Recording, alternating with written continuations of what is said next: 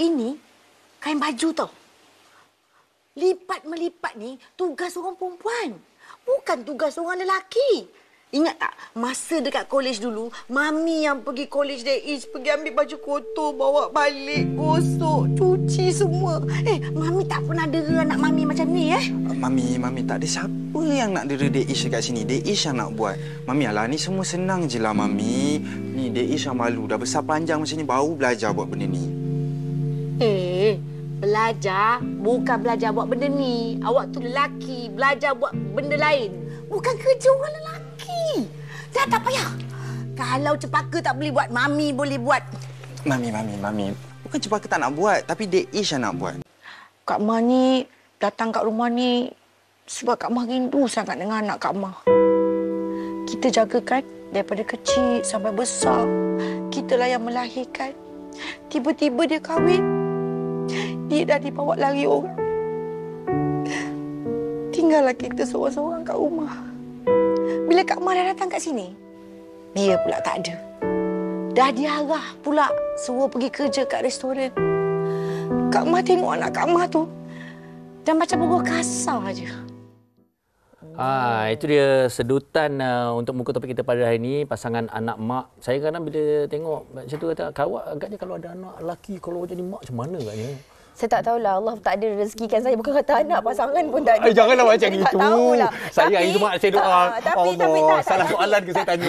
Tak. Tapi saya rasa benda ni general. Saya banyaklah rakan-rakan yang berkongsi cerita. Tapi ada juga melalui pembacaan dan sebagainya. Hakikatnya sebenarnya kadang-kadang ada untungnya. Tapi kadang-kadang ada juga kekurangannya bila kita berkahwin dengan pasangan anak mak ni. Sebab kadang-kadang ibu itu sukar untuk melepaskan anak lelakinya di bawah isteri ataupun di bawah jagaan isteri, kadang-kadang kurang percaya dan sebagainya, yang itu juga menimbulkan konflik dalam hubungan rumah tangga, yang mana anak lelaki itu kadang-kadang berbelah bagi dan sebesar dan tersepit. Yang ini di luar dunia, yang kata di luar mati mak. Ditelan isteri merajuk. Gitu. Kita nak kongsikan topik ini bersama dengan penulis kita yang dah pun berada di studio. Di sebelah saya kita bersama dengan Dr. Azura Hanim Hashim selaku perunding motivasi. Assalamualaikum, apa khabar doktor? Assalamualaikum. Terima kasih bersama kita pada hari ini. Doktor menantu kesayangan ke macam mana? Tu kan. Dia saya anggap je lah. Alhamdulillah. Okey, kita bersama dengan pasangan yang suami ini sememangnya anak emak yang semua orang pun dah tahu. Dan ini isteri Asya Amerikan dan pasangan anak emak. Banyak topik boleh buat ni. Pasangan romantis. Ternyata siapa kita jemput pada hari ini memang tepatlah untuk topik pada hari ini. Tapi sebelum tu saya dapat rasa dua aura yang pelik kat sini. Saya rasa macam ada aura mak saya dan juga kakak saya dekat sini. Wow. Kenapa Ya tak tahu, saya rasa macam dia satu deja vu dekat sini. Kak Tun tengah tengok ni. Jaga-jaga. Okey, kita nak bercakap tentang anak mak ni. Mungkin kita tanya kepada doktor dah dahulu. Kalau kita bercakap tentang konteks anak mak ni, kita semua ni memang anak mak kan, tapi bagaimana keakraban antara kita dengan ibu bapa kita tu mungkin ada perbezaannya. Tapi istilah anak mak ni sering kali dikaitkan dengan anak lelaki ataupun suami lah. Bagaimana kita sebelum nak bincang dengan lebih lanjut, nak melihat konteks ini dalam satu konteks yang mungkin lebih mudah ataupun lebih positif sebenarnya doktor. Okey. Saya suka dengan tajuk ni. Sebab kenapa? Bila cerita pasal tajuk ni, tiba-tiba pagi tadi saya terbaca satu artikel. Dia kata, red flag. Jika kita nak bahagia, tolong jangan berkahwin dengan 4 golongan ni. Dia kata yang pertama, dia nak tahu tak apa dia? Yang pertama, yang pertama keluarga yang ada bad reputation. Saya nak catat. Saya nak catat. Bad reputation. Ya. Yang kedua, yang suka menunjuk-nunjuk. Yang berbangga-bangga. Ya, betul, show off.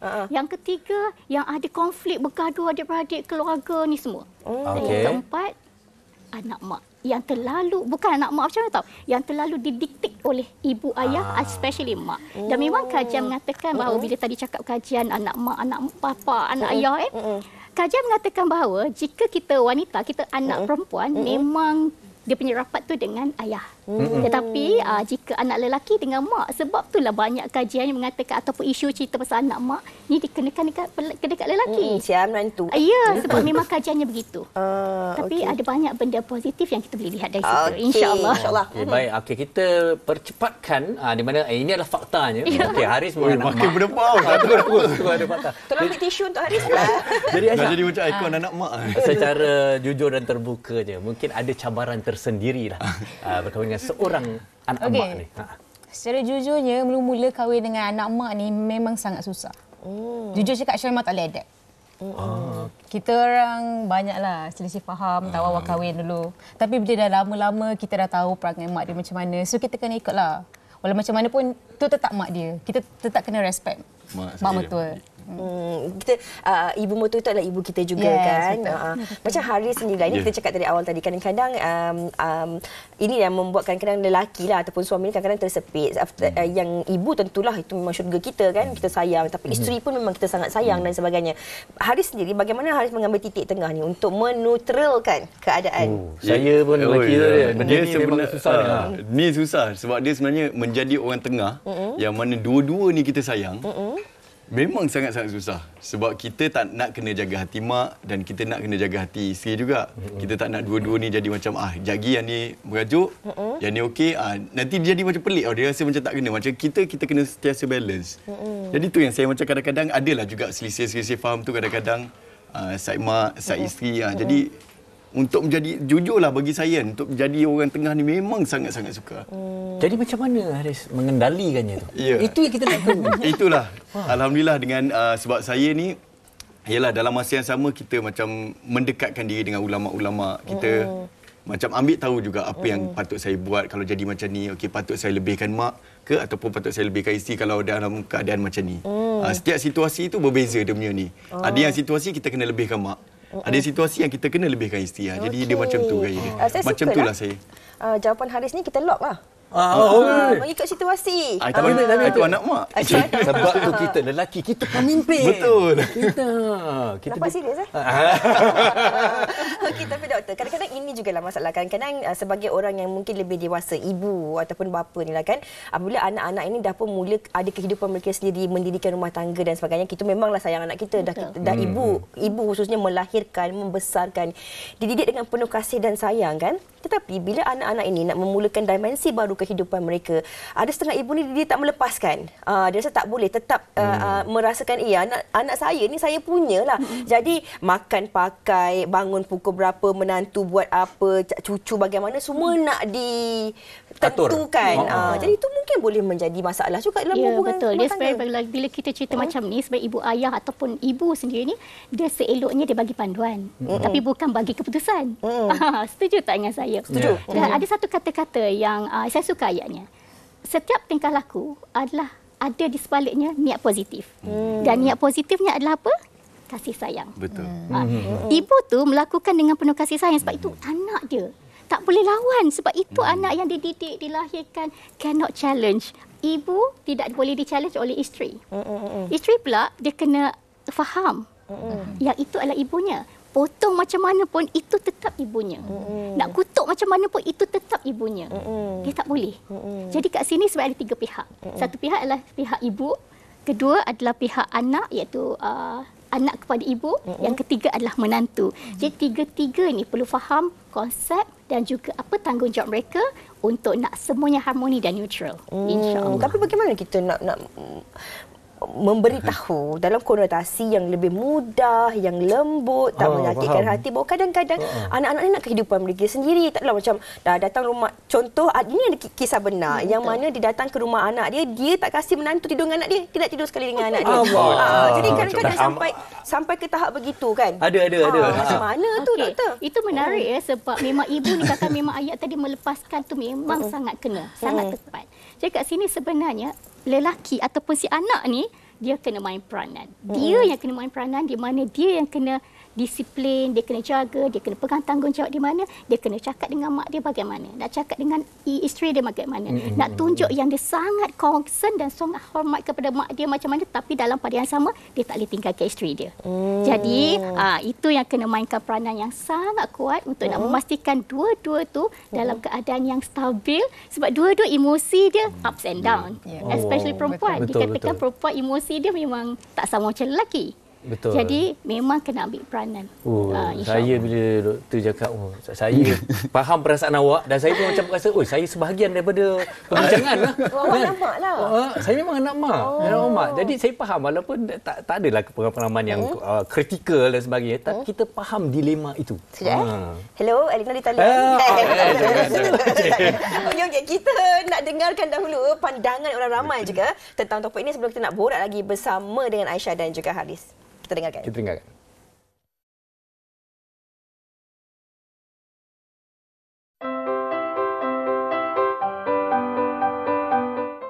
Ada baik, ada buruknya.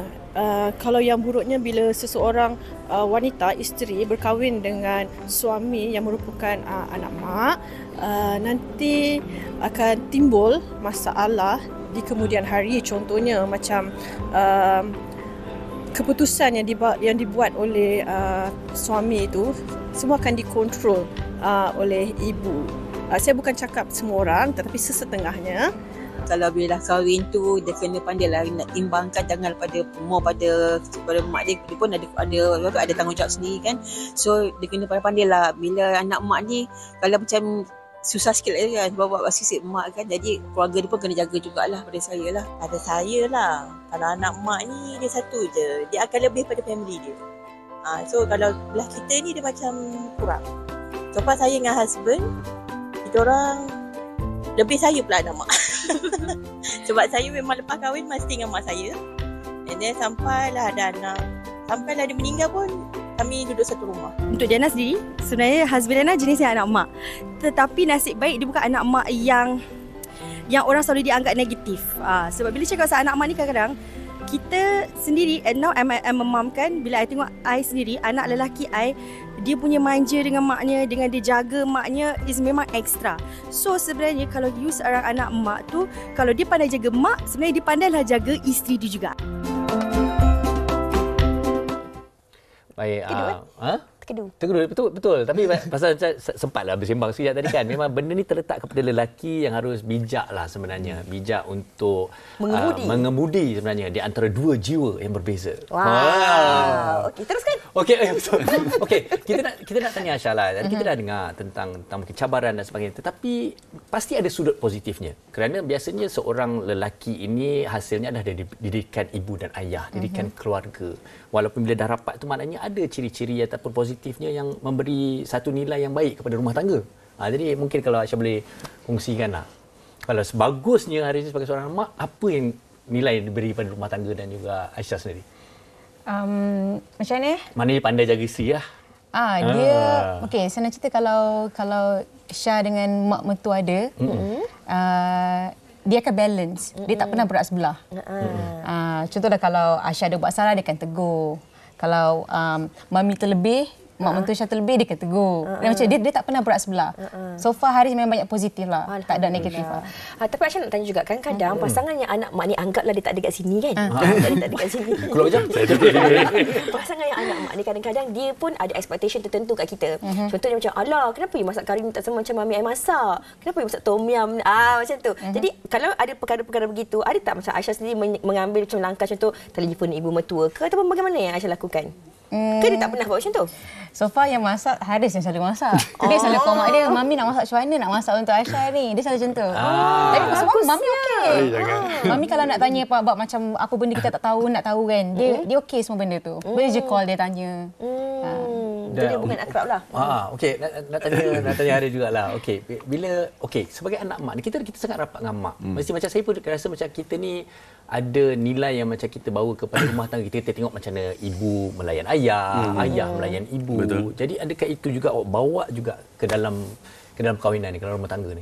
Kalau ikutkan saya tengok jugalah cara macam mana ayah saya melayan ibu saya dengan dia punya ibu mertua sekali. Saya ada juga terapkan macam mana dia punya elemen-elemen untuk dia orang kata jaga hati, ambil hati ni semua. Saya juga masukkan kat dalam hati saya juga. Macam mana cara ayah saya react bila jadi macam ni.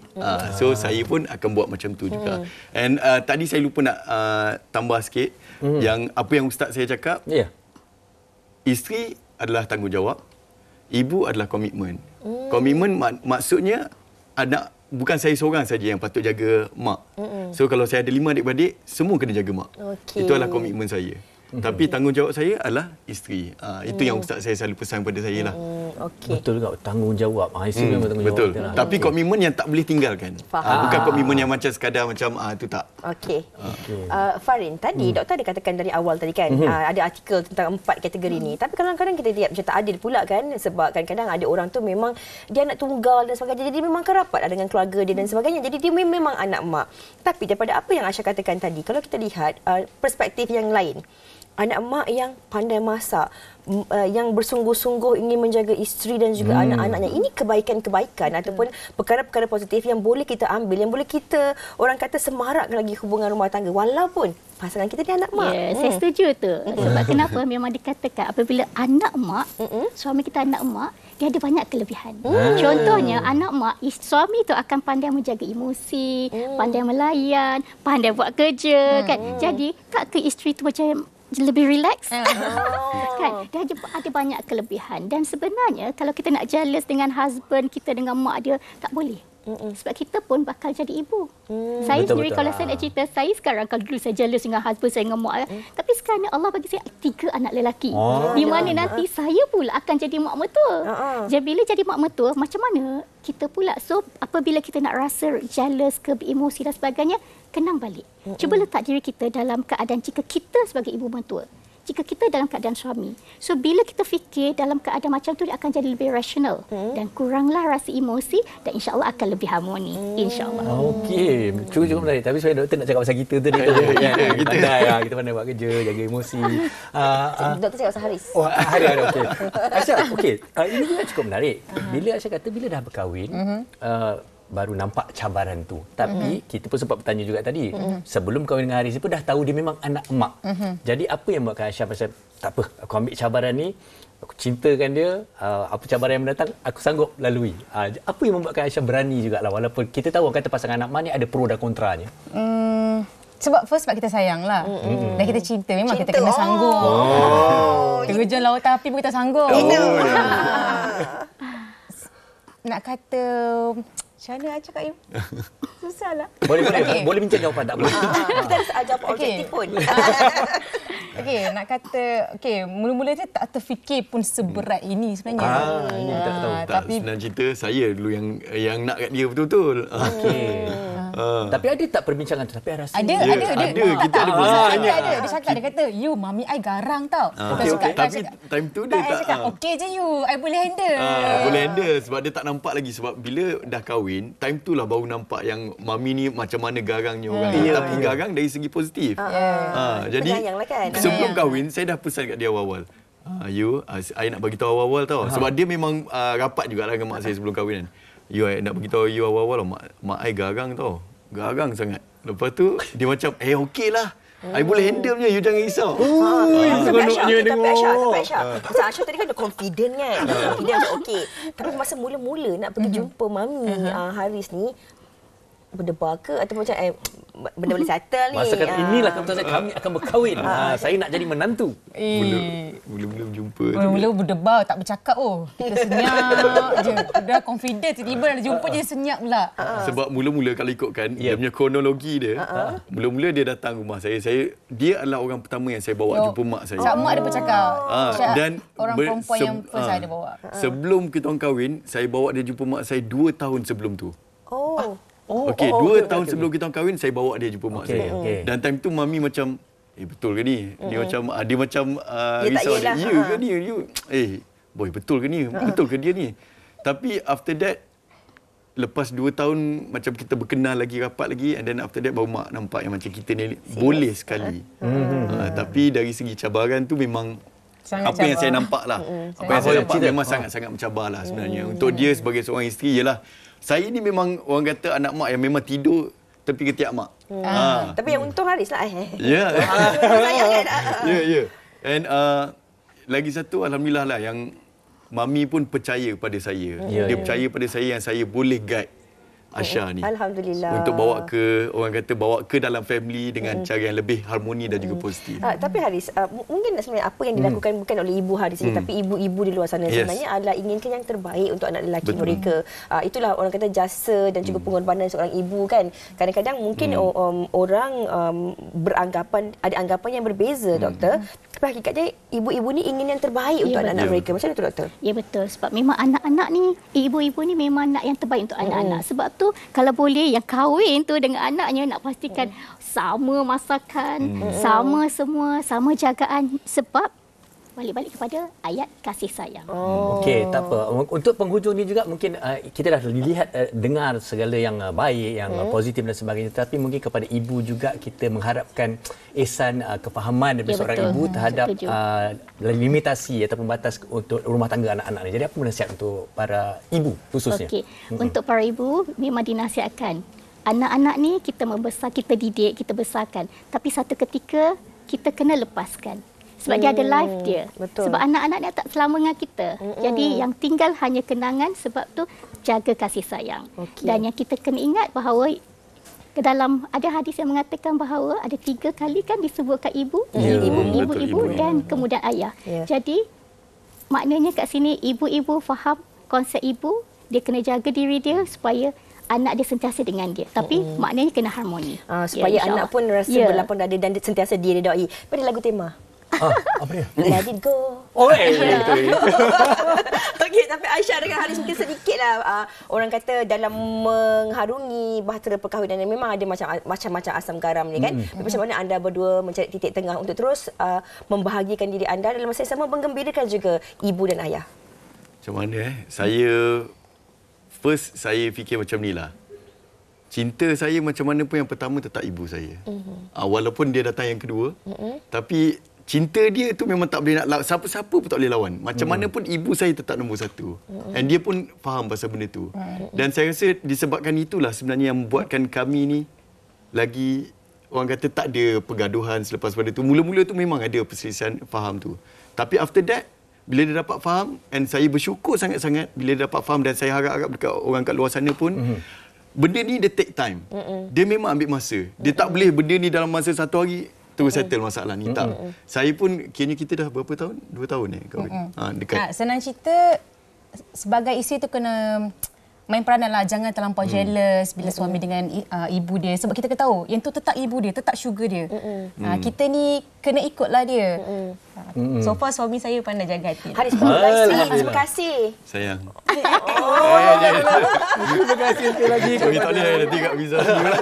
Aisyah dan juga Dr. Azura. Kalau awak tanya saya, sebenarnya ibu tu nombor 1 tempatnya tersendiri, isteri ni ada di tempatnya tersendiri. Cinta sampai ke syurga kepada mereka. Betul. Dan sekali lagi terima kasih kepada tetamu-tetamu kita. Dan sebelum kita berehat, ada sesuatu yang kita nak ceritakan juga. Ni cerita pasal anak, cerita pasal macam Haris pun suka main bola juga. Ni ada sesuatu yang cukup menarik. Ni dia. Abbott membawakan program pendidikan Pediasure Grow to Great musim ketiga, hasil kolaborasi dengan rakan nutrisi globalnya kelab bola sepak Real Madrid yang menampilkan dokuseri 6 episod baru-baru ini. Dan minggu ini Pediasure Grow to Great telah datang ke episod terakhir. 14 bintang bola sepak juga akan mengakhiri perjalanan mereka dalam program ini. Jom kita saksikan Pediasure Grow to Great Ahad ini 7.30 malam di TV3 bersama hostnya, Fiza, siapa? Farid Ahmad. Itu kita nak kena mention ya. Grow to Great musim ketiga hari Ahad jam 7.30 malam. Baiklah, kita dah kongsikan pelbagai input-input daripada perbincangan kita ini. Semoga ada titik tengahnya, ada jalan penyelesaiannya dan bahagia terus menyinari kita semua, insya-Allah. Kita nak berehat dahulu seketika. Sekembalinya nanti kami nak kongsikan sesuatu juga untuk anda. Jangan ke mana-mana.